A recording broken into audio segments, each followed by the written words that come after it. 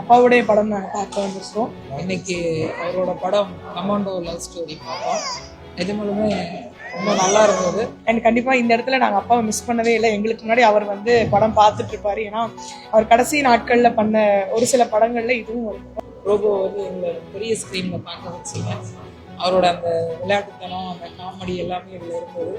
ரொம்ப நன்றிங்க. அவர் இல்லைன்றதே நாங்கள் ஃபீல் பண்ணவே இல்லையே. அவர் வேற ஒரு வேலையா வெளியில போயிருக்காரு, அவரோட வேலையை நாங்க பார்த்துக்கிட்டு இருக்கோம் அப்படின்னு தான் நாங்க நினைக்கிறோம். ஸோ இவர் பண்ணும் போதே அந்த லுக் டெஸ்ட் எல்லாமே எங்களுக்கு இன்னும் ஞாபகம் இருக்கு.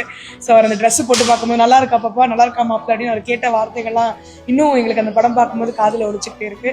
அவர் இல்லைன்றது கிடையாது, எல்லா இடத்துலையும் இதோ அந்த கேமரால இருப்பாரு, பேச்சில் இருப்பாரு, அந்த லைட்ல இருப்பாரு, நிற்கிற எல்லாருக்குள்ளே இருப்பாரு.